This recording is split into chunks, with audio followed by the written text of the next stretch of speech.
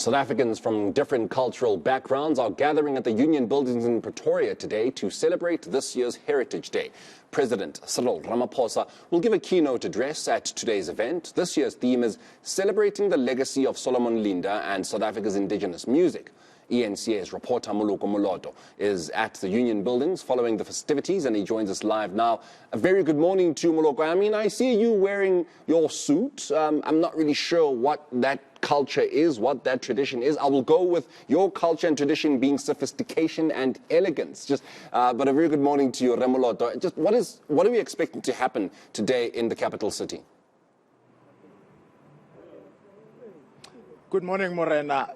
Well, indeed, today across the country, we're expecting that there would be a whole lot of festivities, Morena, as South Africans are celebrating the Heritage Day, the 24th of September every year since 1994. You would recall that before that, the day was celebrated mainly by the people of who are of the Zulu nation, because in the main they were celebrating or commemorating the warrior King Shaka, because it is believed that he died many years back during this month on this day. But of course, after democracy in 1994, there was an agreement that let's broaden it, let's make it inclusive, and hence we are now here. We're celebrating Heritage Day. Government is saying we must be celebrating our diversity in terms of language, in terms of cultural diversity, and a whole lot of other things. And this year, the government is saying that this day is being celebrated under the theme celebrating the legacy of Solomon Linda and South Africa's indigenous music. The main activity is going to be taking place at the lawns of the Union Buildings at the seat of government in the capital, Pretoria. As you said, the President of the Republic, Cyril Ramaphosa, is going to be delivering a keynote address. Of course, as you would expect, there would be a number of performances. I was made aware that there's also going to be a carnival parade where cultural groups will be parading through the streets of Tshwane going towards Beggars Park. But of course, this is taking place at a time when South Africa is going through a very difficult time economically. We know that the cabinet that is chaired by President Ramaphosa met sometime this week to discuss, among other things, the rolling blackouts by Eskom. As much as the president will have to speak about issues of social cohesion, the importance of embracing one another and embracing each other's cultural differences, but the issue of load shedding, South Africans would be expecting the president to touch on that. But let us speak to Linda. Your name, ma'am?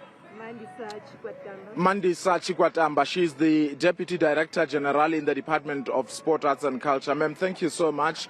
Maybe just take us through the program. What's going to be happening and when is it going to start? Thank you very much and good morning to all South Africans. Today we are at the grounds of the Union Buildings and we are having a program that is a program of celebrating our being as South Africans, and we are taking this program under the theme of celebrating a life of Solomon Mahlangu and celebrating our indigenous music.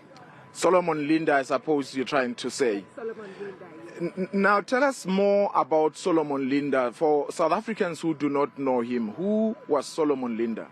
Solomon Linda is a composer, if I may so say, that hails from Umsinga in KZN. If we are tracing him, a nearby town called Pemorai.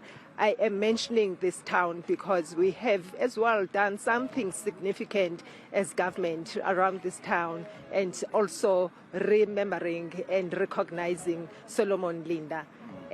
He has been a composer, as I say, from whom we are tracing the genes of Imbube, from whom we are tracing the genes of Istatamia a cappella.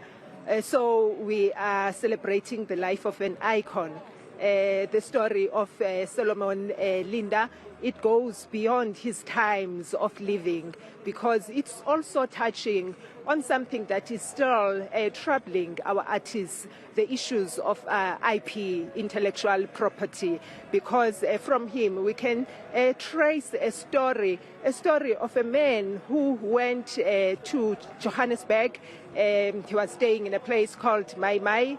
He was a worker in a production company, Gallo, and he just found himself, as I would say, out of music, which was something that was in the family. As we know that, as we trace him, he was part of a group in the mines where he would be going to as the homage shift with his family members, where they started some music group.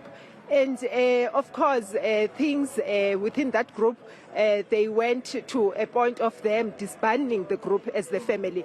But we are also seeing a visionary, because after the group was disbanded, he came back again and regrouped others and continued. So we are really celebrating a life of an icon, a life of a visionary. All right, so for those who may not be aware, Solomon Linda composed a song called Mbube, the original song in the 1930s. But that song was exported across other parts of the world, and it was remade several times. We now know The Lion Sleeps Tonight. But why do you think that perhaps in South Africa, where we ought to be proud of Solomon Linda's contribution, particularly in composing that song, we tend to celebrate these songs that are from other parts of the world than his original song in the main? Why do you think, as South Africans, we don't know much about him? I think it's a combination of things. It's an issue of the times during which that song was supposed to be coming out live to South Africans. And that is the time when it was associated with Solomon Linda. Associated with Solomon Linda, who was coming from the group of South Africans whose voice was a voice that was put under. And as you know, that with music, we are sending different messages. And it could have been the understanding of others in terms of the message that was in that music. We use our songs, to express ourselves. It was about the expressions others that could have found in that song. So again, it was a different era in terms of us as South African having an unintercepted connectivity through which we could have used different forms of making sure that from those mine settlements in which he was predominantly residing, this music could be going out to others. Yeah. Mandisa, on this day, some South Africans would be resorting to braaiing. Others would utilize this day as just a holiday for family time. But where do you think we're getting it wrong as South Africans and not necessarily coming out to celebrate? How do you as government think we should be going on about beyond just recognizing this day as a holiday? It starts with our diversity, the diversity that we cannot completely suppress. As I say, we express ourselves in different forms. Other cultures, they would see social cohesion around the fire, meaning for them, their brides, they mean much for them. Other social groupings, they will see social cohesion around song and dance. And then those will be the groupings that would find spaces like this inviting to them.